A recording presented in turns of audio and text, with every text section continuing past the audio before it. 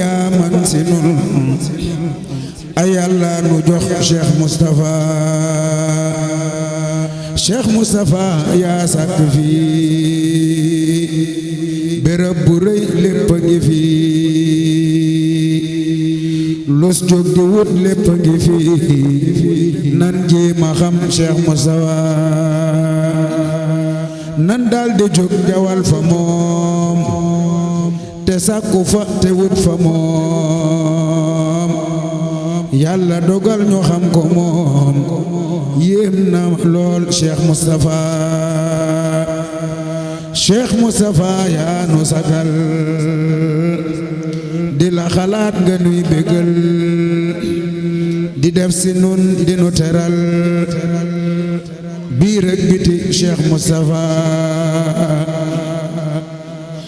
yow la nu xam yow la nu miin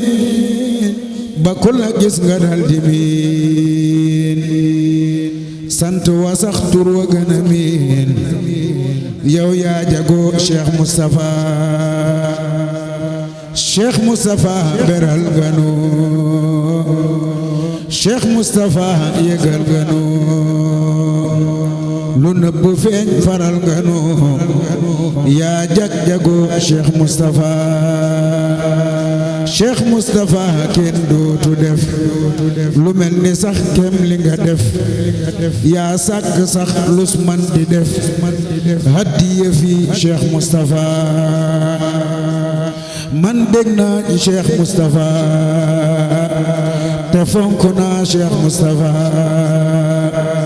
te jàpp naa Cheikh Moustapha xamal bu wér Cheikh Moustapha Cheikh Moustapha yaa bëgg gan te Moustapha mi fonk gan ku ñëw fi moom mu def la gan di la teral cey Cheikh Moustapha waa Pire de yow la nu tippoo xale yi yow la ñuy bégoo te mag ñi yow la ñuy sagoo yaay sunu waay Cheikh Moustapha waa Pire de yow la ñuy tippoo xale yi yow la ñuy bégoo te mag ñi yow la ñuy sagoo yaay sunu waay Cheikh Moustapha moo jël këram duy xasida lalam yu fees naak xasida barus na sax luy xasida di féete suuf Cheikh Moustapha day xëy di wut darab yu cher di fàggu luy parfum yu cher lalam yi sax moo gën a cher moo fonk kii Cheikh Moustapha day toog fi suuf fab teg si kaw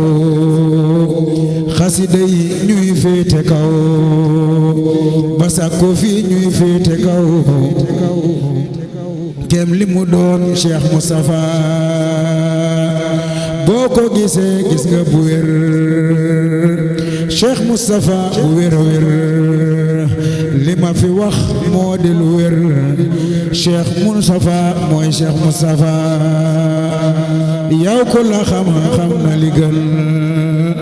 te ku la am na li gën teral nu sax fam jox lu gën yaay kenn fi noon Cheikh Moustapha Cheikh Moustapha bari njariñ ba tax mu fab joxi njariñ